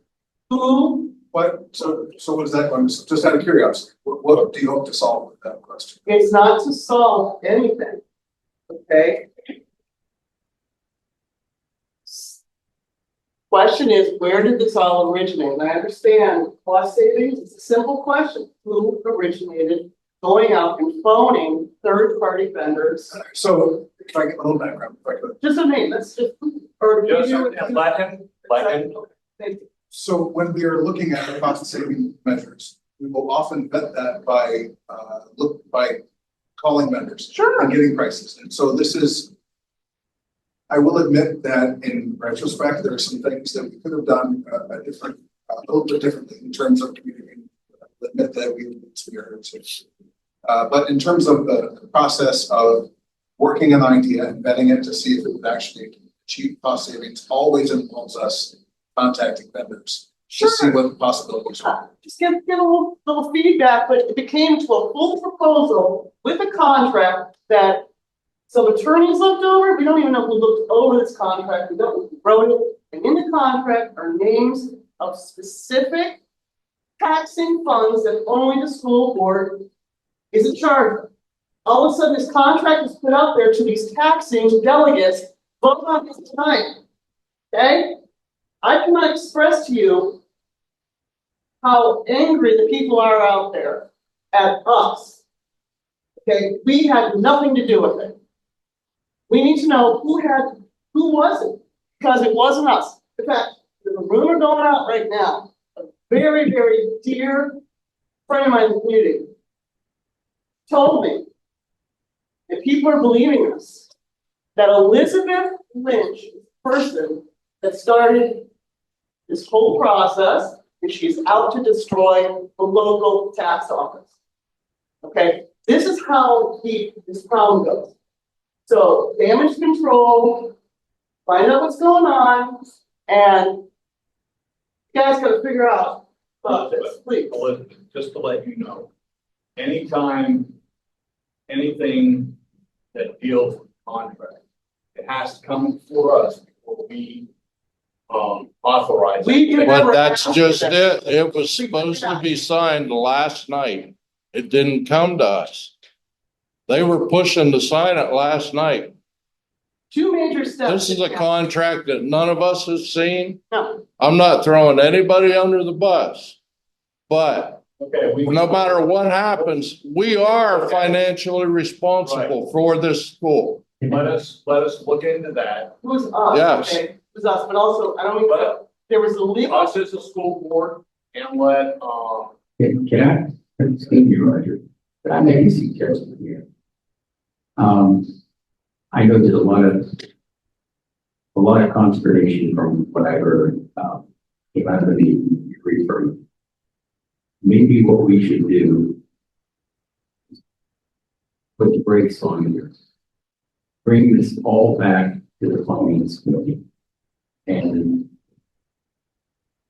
look at all of the steps that are involved with it and what the whole process was, because you're right, it was done very quickly. And I would like to have us as a committee look at this and see, because I'm sure there are some questions that we have. I have some questions, and I would like to do it through that process. If that makes sense, which I think it does. I think if we take that back, revisit it, and look at all the moving parts, because there are Exactly. Just because, I know that there are, unfortunately, I wasn't at the meetings, but from what I've heard, I mean, there were some people that were upset. That would be my suggestion. Rather than to sit here and No, you're absolutely right. and point fingers and talk about myself. Yeah, You need to actually take a look at. Yes, Municipalities. municipalities, Bring back the finance committee, let the finance committee do its job, figuring Yes. all these pieces out, right? And then, that's why the municipalities voted to table it. So that we can go back and look at the whole thing. And so they can too. okay, And how we get our. Cause everybody got blindsided. okay. there are things that we need to go back. And Again, I wanna know who That drafted the will contract. deal with that, and Why can't we answer that question right now? Who drafted that contract? Yeah, who made the contract, who drafted the didn't? contract? We saw last night. don't know. Mr. President, Yes, go ahead. I think that Mr. Johnston's suggestion is excellent. Yes. I think that's the way to do it. I think Ms. Lynch's question also very valid. It should be answered, perhaps not tonight, but it should be answered. It shouldn't be dodged. I will agree with that. So, I mean, right now, let's let the finance committee do its digging, do its investigation, figure out all the moving parts, and then they can figure out, and then we'll get a report, okay, on what's going on. Okay, thank you. That's the way to go. With that said, I also think we need to come up with something that takes Christie out of the hot spot. Yeah. There needs to be a board decision, a board person to go to that meeting As a delegate. and as our delegate Absolutely. and make the choices for the board. Be the voice for the board. Be the voice. would be something that could be discussed Yes, at that time. and it needs to At that be. meeting. Yeah. So that would deal with the financial Yes. aspects of what's going on. And that way Absolutely. a staff member is not caught in the middle of whatever's going That's on. right. Okay. Any other questions? Okay. Well, let's move on, to, personnel committee. Personnel committee met, executive session. Talked about personnel concerns. All right. We met and we discussed our personnel concerns and strategies for the beginning of the year. Get us staff in our students. Okay. Chris, safety and security committee. Yes, and then I gotta add, we need to say something about policy in there too. It's not on our agenda. Okay. Safety and security, we had a really good meeting. We had our SRO officers pretty much all show up. We are devising plans and to make things a little more safer, we're looking at budgetary things. And we had a really good meeting on to start proving to move forward. We did find out that at one point in time, the safety officers were told they're not to come to this meeting. And in our last meeting, we discussed that. And I said, what good is our committee doing if we can't have those fellas there to tell us what's going on? So we made that change. Roger and I discussed it. And I think we had a really good meeting. Mr. Chairman. Once we done. I'm done with that one. Okay. I just want to make you aware, maybe you might want to consider this for your committee. It was repeated multiple times during both of those tax committee meetings, public meetings, that they're having security issues in all the exchanges of money. They kept saying that that is a major reason, one of the reasons, I'm sorry. One of the reasons why they want to find a third party is that they feel like IT has told them repeatedly that there's security issues And I don't understand that because those are the same security issues for all of the school. Like, That- this during a okay, public- well, That's a different thing. That's, That's- that deals with finance. Yes, we're talking about What you're kids. talking about is strictly finance committee, it has nothing to do with physical safety of the institution. That's or right. the Children. Okay, so, And, Right, our safety and security is totally different from what you're talking about. so, We're dealing with the school's safety and security. okay, well, I okay, didn't. please continue, Chris. All right. We had our policy meeting. We started out with, on the agenda, 62 policies to go over. Dr. Redmond advised it through PSBA that we had some that were priority. And we had our solicitor, David Lindsay, there. We actually stopped the meeting when he got there, and we continued to do 10 of the priority things and get them resolved so that we can move forward. So as time permits, the next couple of meetings, we're just gonna keep going on the other things. Okay, thank you. All right, treasurer report. Anybody have any questions on treasurer report? Okay, enrollment report. Anybody have any questions on the enrollment report? In case anybody asks why there's no charter school on there, it's because, well, remember, every year on this month, we don't have it in there because they have yet to give us those numbers. Yep. Well, what is missing though is, it's just an oversight, I'm sure, that we need to see last year's numbers that they need to be. That's missing right now. Okay, So, no biggie, but that should be back in. all right. Next, transportation update.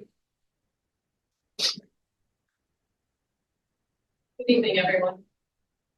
My name is Shelley Ott. I'm the transportation supervisor in the district. And to expand upon what Dr. Redmond report, I'm here to speak to you all about the driver shortage that we're experiencing here in the Keystone Central School District. I want to talk to you about what effect it's currently having on our district and what that might look like long term to continue to experience a shortage of drivers as we go into each school year. So as I'm sure all of you are aware, this is across the state. This is not unique to Keystone Central. All school districts and their contractors are struggling to fill open bus driver positions.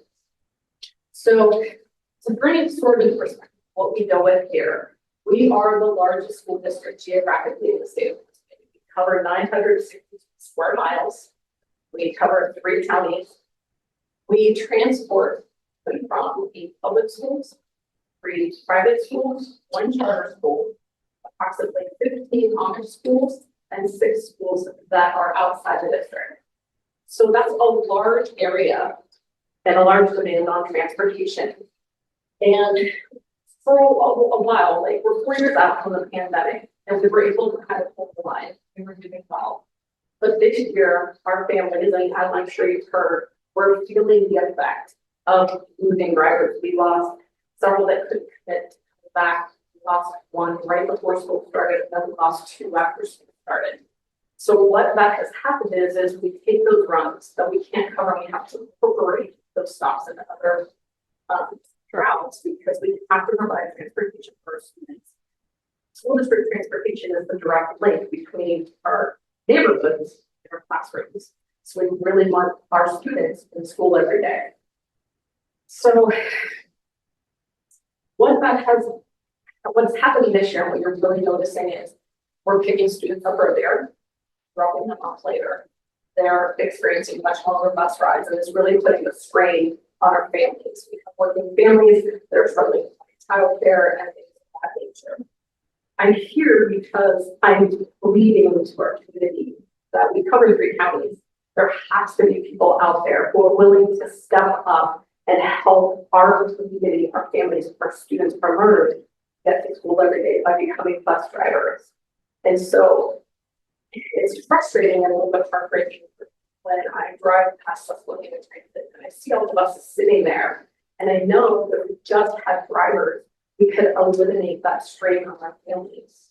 And moving forward, if we don't get the drivers that we need, that strain is going to increase. I continue to read articles. I speak to transportation providers in other districts. And I asked them, how are you dealing with all of this? And some of the suggestions are that they have done in other districts is they're limiting their students to one pickup and drop off. They are going to central stops. They are looking at expanding the walking radius for some of their schools where they're able to do that. I'm hoping that we don't come to that in the Keystone Central School District. But if we don't get bus drivers, that is what will happen. So moving forward in this school year and definitely next school year, transportation is going to look very, very different. It's just something that I know this is looking at transit has invested a lot of time, money, and energy into trying to recruit drivers. It's just the retention drops off every year. So it's truly putting a strain on transportation. And that's what I'm lead over to our families, to our community, and to our students. Anybody have any questions? Yes. Okay, yes, thank you for making this presentation. In the legislation, school board members are, transportation is right there, one of our responsibilities. It appears, and I'm asking you because you're the expert on this, it appears that the model that's been used since the 1950s is trying to still be used in 2024. So the adaptability of I'll get to the school bus drivers, the adaptability of any new concepts, any new visions, throwing out ideas, whatever you think to make this work, because I don't know of anyone who wants to be a school bus driver. And I'm not, and trust me, I have to respect them, but I don't know of anybody. They don't want to be on a bus alone, one to other people's children. Now they love children, but they feel, hey, this is what people have told me that used to be bus drivers. They feel that they can't touch the kids, they can't really talk to the kids, they can't do this, they just drive the bus. Okay, but if something happens on the bus, they don't have anyone there to help them. They don't have a second set of eyes. I guess new cameras and things like that. So I'm telling you just from what people have told me. That's one of the main reasons they don't want to be a school bus driver. Is that they're alone with somebody else's children.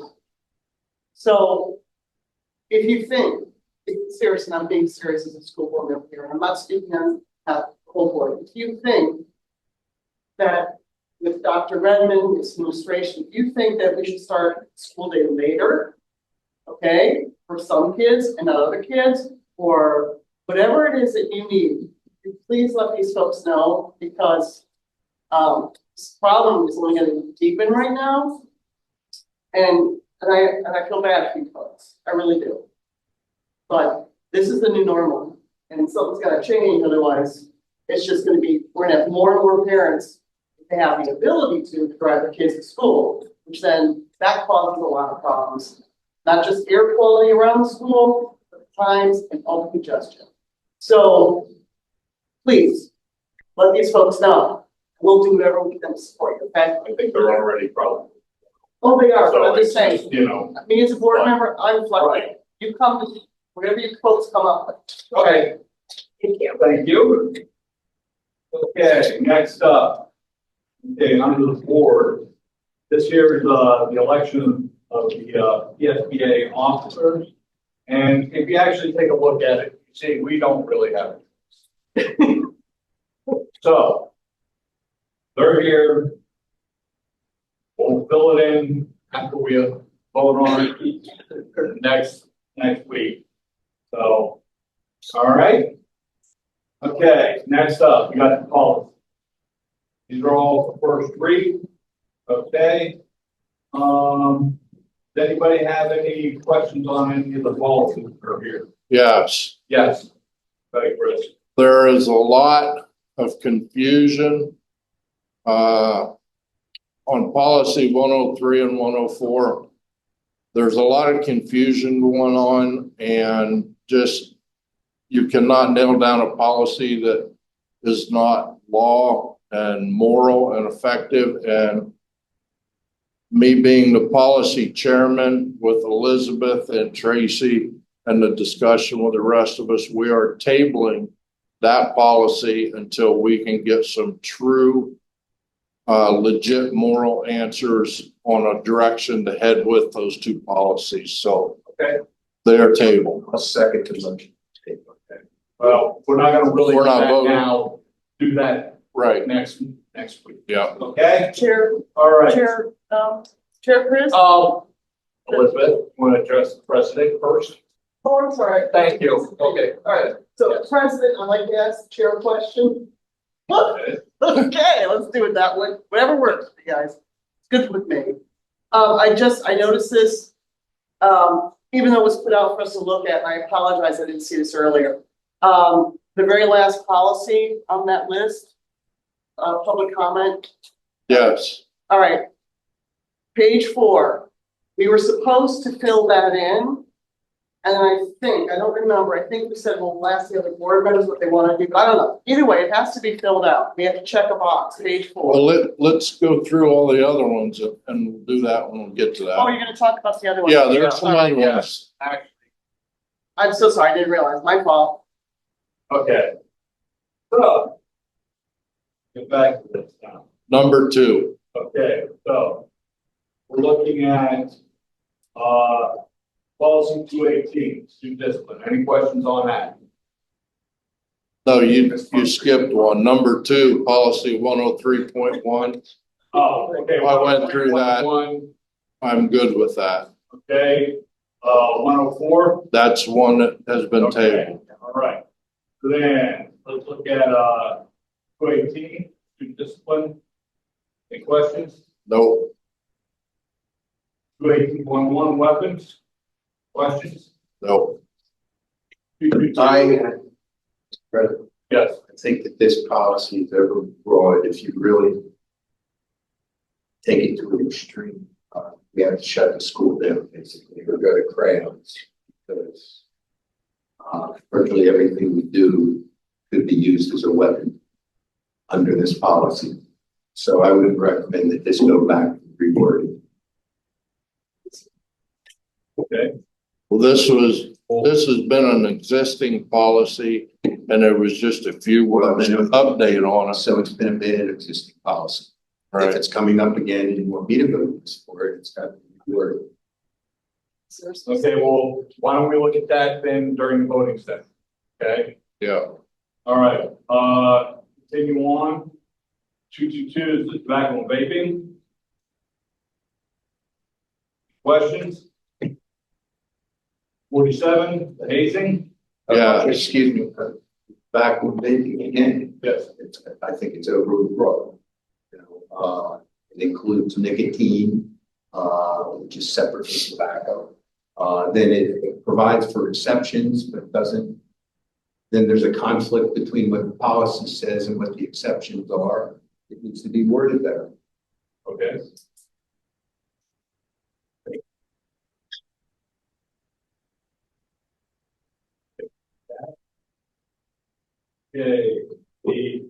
Okay, then policy 247, hazing. Any questions on that? Yes. Yeah. go ahead, Chris. On page 4 and 5, the bottom of 4 and going into 5, there's a section that's now crossed out. In addition to other authorized discipline, building principals shall have the authority after providing the student or students an informal hearing to impose a fine. They could fine you $50 and then it could get escalated and even a diploma held up if a student is hazing other students. I really think what's the reason we're crossing that out? Because that falls right in line with the bullying policy. And I think that could be a good tool to use to handle some of those issues. Okay, maybe that should be pulled back to the policy committee It could be. for investigation. It could be. Get an answer to it instead of taking it back to the policy committee for another month, I think. Dr. Redmond, find the answer to it. That's what I'd like, is just to know why. Get that for us for next week. Okay. Yeah. Thank you, Tracy. I'm Okay. pretty sure there's something to do with how are you gonna. How can a principal find a student? That's more like a law enforcement. Yeah. You're a judge. to find- Well, it is in a way, but apparently it's worked in the past. So I'm just curious. And that's why they're eliminating it. Well, yeah, we'll look at the legislation linked with it, number 4. Let's let, Yeah, that'll be the fun. administration take a look at that and make this work back. Yeah. Okay. Bullying and cyberbullying. What? Yes, I have one on that. Go ahead, Chris. On page 1, under definitions, bullying means an intentional, electronic, written, verbal, physical act, series of acts directed at another student or students which occurs in a school setting. The and or outside a school setting has been crossed out.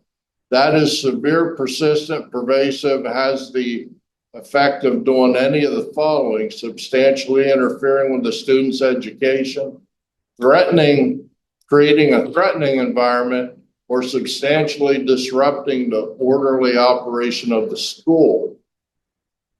If it happens outside the school setting, it can still create havoc with any of those 3 I just read. So I think that we should just change that and let that open.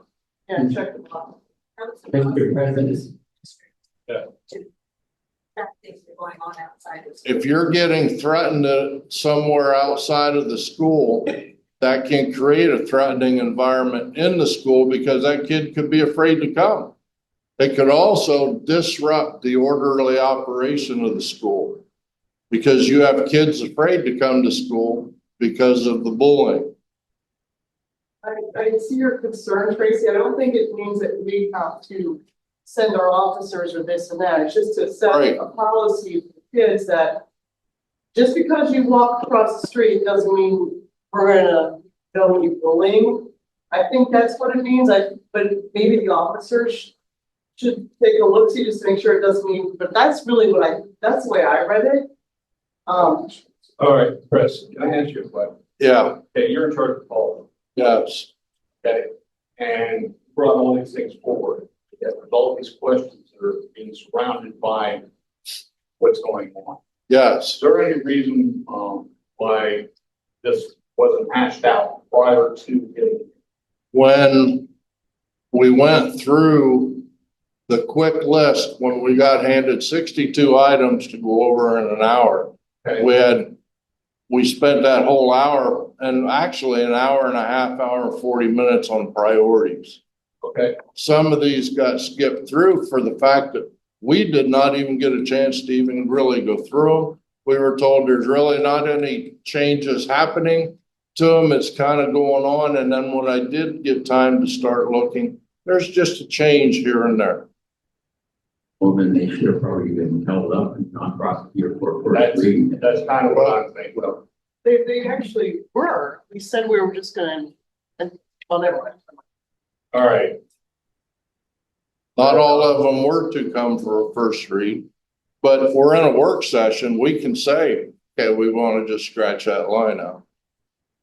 okay, Because there's other things coming up where we said we were gonna make changes and the changes aren't made.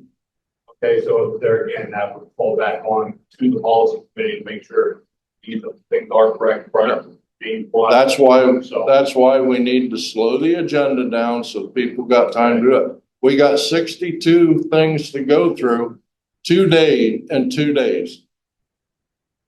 You can't do it. all right, Mr. President, yeah, yeah, I just support that. Entirely too much comes up for reasonable evaluation and prudent judgment. I think that it's either, well, it leads to a lot of rubber stamping or it leads to extended sessions here. I think that president's not here, I hate to speak, I mean, if he were here face to face, that's too much to get someone on the agenda. And it's the president's responsibility to set the agenda. Okay. Push it back off. So let me state it. It's actually super. Policy, By Robert's rules of order, it's the president. our policy is board president and superintendent, board secretary. And if you need to modify a policy, then that's policy to be modified. I for one will not just rubber stamp every single thing that gets put in front of us. I'm And I gonna don't look think at we it. should. That's But right. again, that's why I'm saying, okay, if you feel that there's something that actually needs to be, seriously looked at, and you see it, Mm-hmm. make a statement, I need to pull this back into policy, Yep. okay? Can we do that? Yes. Then we can pull that. We can pull that one and we can pull the hazing one back into committee. Okay, thank you. Okay, 323, back on vaping. Questions? Policy 706, total of property, equipment, textiles, supplies, and land. Questions? I actually do have a question on that, but this is for Dr. Redmond. And I don't get an answer right now, but I remember that you have to catalog everything that you throw out, or within reason, whether it's a desk or a book or, state law. So I never asked this question. I'm assuming that you wouldn't mind thinking about it, make sure that this policy goes along with what you folks need to do. Okay, thank you. All right. Next is 800, record management. Questions? 801, public records. 805, child abuse. Well, Yeah. again, yeah. Good. I want to pull the child abuse back out. Go back to committee. Okay. Okay, 903, public comment and boards.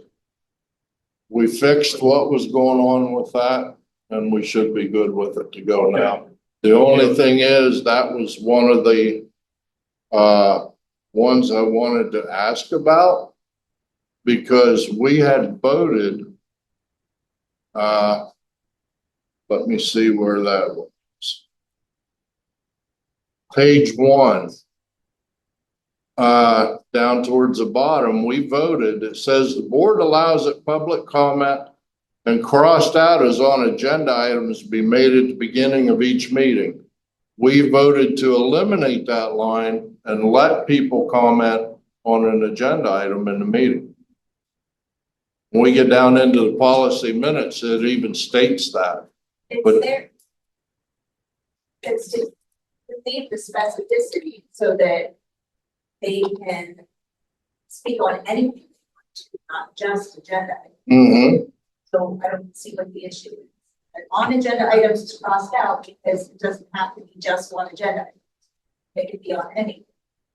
Because some policies have a first time for agenda items and a second time for any other item. So it was just avoiding that so we can speak about anything that we want to during one and only public comment. But I think by doing that, what it's doing is allowing our constituents to express any grievances that they might have. I agree. It's not limiting them to what's on the agenda. I agree, but in policy committee, we decided not to line that out, and it's still lined out. I don't think that's, we had this discussion, my recollection, Chris, is that we wanted to keep things open so that folks could make comment on things, whether or not they were on the agenda, and to do that, we have to cross that line out. It's not, if it's not crossed out, then it has to be specifically on agenda items. The public not speak about anything else. That's what we want. On policy 903 in the minutes said action items, removal of the strike through under public comment section to ensure the public can comment on both agenda items and other topics. That's what it says we voted to do in the minutes. Which means we should, That means we should uncross that line. so the way the minutes are written suggests that we both uncross this line and let people address things that are not on the agenda. Absolutely. That's not what the policy would say. If we uncross that line, then we don't allow people to speak to things that are not on the agenda. What I get when I read that line is that you can't comment on an agenda item. I'm not gonna see that. Okay, then why did we vote to unstrike it? It's in the minutes, right there. We also have on there that you agreed to do the first read without any problems either, so you did read that. Whatever. Okay. I'm sorry, Chair. All right, let's, okay, what? Then go back to, sorry, page 4 or 5. Again, we wanted to make sure that board committees, public had a right to speak at them. Mhm. So the only choices that we had, we had to check a box. Okay, so I believe we were all recommended check box should be public comment. The committee meeting shall be at the discretion of each committee. So the chair doesn't have the control, the whole committee does. And I think that was the box, but it's not checked. So I just wanted to bring it to your attention. That was my only thing. Also, Thank that's you. an easy check. Yep, thank you. Yeah, these things happen. There's so much, if you folks, please don't get upset because there's so much text and so many boxes. And we can't get upset. One or two things doesn't turn out perfect. If we voted to remove the strike and now we're not gonna do it, then we need to discuss it. Okay, I hate to keep pulling it back, but we're doing it one way and then a couple days later it's changed and we're doing it another. It doesn't need to be pulled back, we discussed it. So it's one item. So if your goal is for the public to be heard on both agenda items and any other items, then that needs to be, on agenda items should be taken out. The public needs to be heard on whatever they want to bring to the board. Exactly. Yes. Great, so if you put on agenda items, if you uncross that, if you put that back in there, then in the future boards who may not think the way we do and not want public comment will say, oh, you can only speak on agenda items. That's But right that there. says you can't speak on agenda items when you take it out.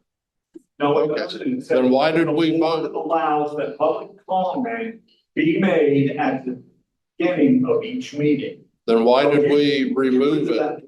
Part there. Then why did we remove it in the meeting? So we have the same argument. Well, Go down to policy meeting minutes. The bottom of page 1, policy 903.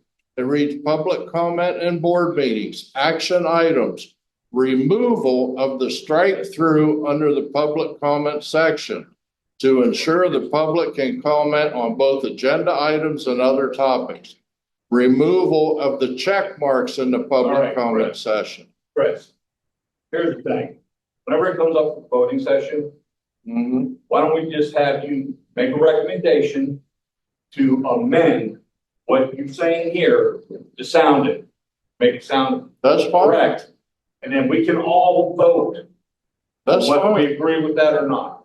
That was gonna be my suggestion. We could add a clause. Sounds like a good that said idea. Agenda items or any other topic, Right. of importance. That way we're not gonna be sitting there all night. I agree with it. I'm just saying if we vote for something, we should follow through with it. Absolutely, I agree. And that's That's why I'm saying. where I'm when at. we get back there, we all want people to be able to discuss and air their grievances with us. Absolutely. So, all right, let's move on. All right, all right, next. We also voted that the recordings of the meetings are to be kept also. Yeah, Okay, that was very important that they don't get. We did away with the 1 year getting rid of, Okay. we're gonna keep. All right, So make sure everyone knows. good deal. All right, minutes. Let's move on with this. Work session minutes, questions, comments. Good job. Voting minutes, questions, comments. Finance meeting minutes. Questions, comments. Policy meeting minutes. Questions, comments. Work session, voting session, finance, facilities. Is that what I want to know? Yes, I Okay, do have a question on that, a correction, I should say. okay, Underneath in the section dealing with the middle school tennis court repair, there is a statement that we court will be replaced next year, which is not correct. I think that was referring to supposed to be high school tennis court. You're just making repairs on the middle school. okay. Good catch. Thank you. Okay, any other questions on, the minutes? Comments? Okay, let's go to business. Bills for payment. I got a couple small questions, not a whole list of them. Okay, go ahead, Chris. On the bottom of page 4, there's a line there called amplify. And it is for $738,920.90. What is amplify? Because it just says who we're paying it to and who it is. It doesn't say anything else. So what we're gonna do going forward, Christy and I, is we're gonna just have you give us a check number and we'll just take down all the information and then get back to you before the work. Or the Okay, voting session, I'm sorry. That way, we're not trying to scramble and find the answers for you. Or if you wanna get a hold of us, email us before this meeting, then we can have the information. I've done that before and it ran into multiple emails, if you remember, trying to get answers, and I'm not gonna do that. Well, I guess I would make the recommendation now that I have, Dr. Redmond said that you could, notify me first. And Okay, I would be absolutely fine with you just emailing me or Chris, actually both of us. And then we can answer those questions for you. But, today we'll just take down your, if you can just give us the check numbers, then we can find the information from there. all right, well then I'll be sending you an email on a couple things so that we don't have to discuss it in public. Well, I mean, it can be discussed next week. You Mhm. know, you want to bring it up Yep, prior to it. All right. Let's move on. Transportation agreement. Okay, this transportation agreement, is kind of dealing directly with what we were talking about before, okay? How we're gonna enter into a contract with an individual to transport one of our students. So, anybody have any questions on that? Okay. Settlement agreement, this has already been discussed. Anybody have any questions on this? Like one college proposal, anybody have any questions?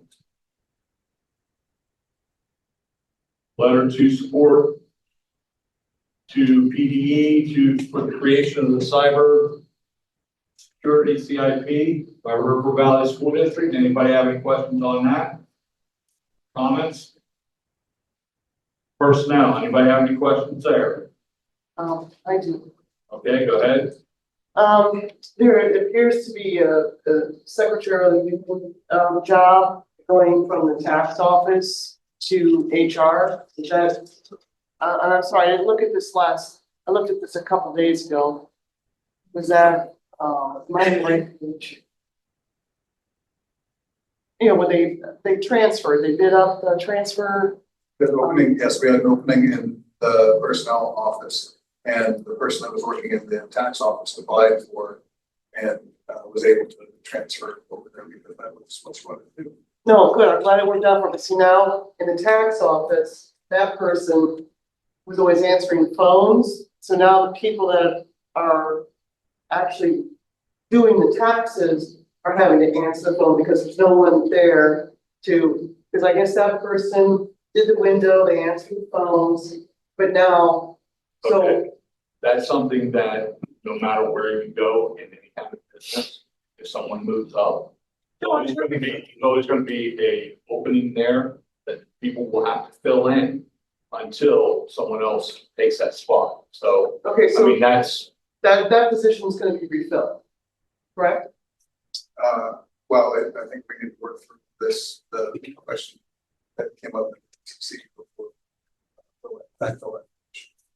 I'm sorry, I don't understand. the question that you had previously that was brought up about TCC that we were here talking about, I want an answer, I want an answer, So okay? Well, I don't need to go Okay. to that. That's, we need to deal with that first, before we look at actually filling in these positions, okay? I disagree. I disagree because it's unfair to the people working in that office, because someone has something going on in the background, and I don't think it's fair to the potentially, I didn't say they were. It's unfair to those 4 people. If this person gets taken out, then the other people still working in that office are having to answer a phone for that whole wing of the building.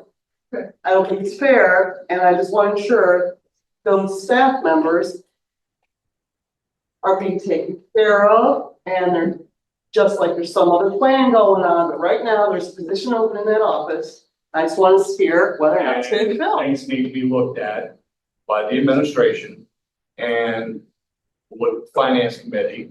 They'll be looking at it, and I'm sure the personnel committee will be looking. So let's let the process play out. Okay, Thank you. thank you. Just want to let you know we're standing up for you guys. Next. I got a question Yeah, on, correct. on the personnel.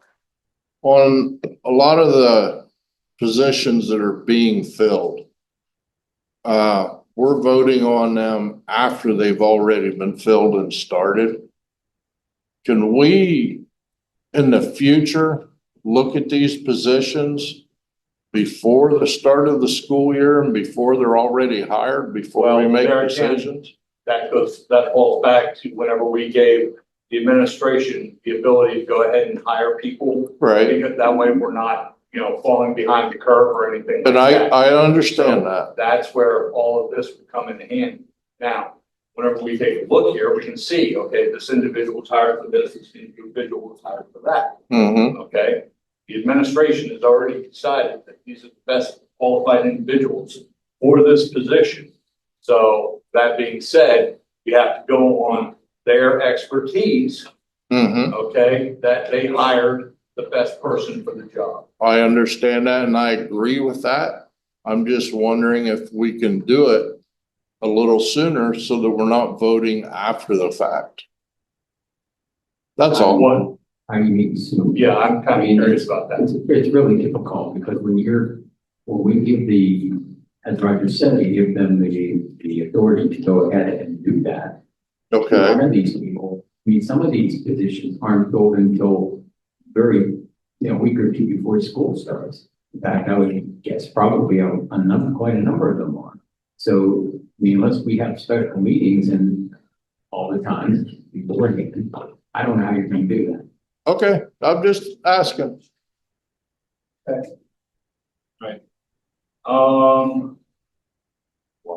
Any other questions of personnel?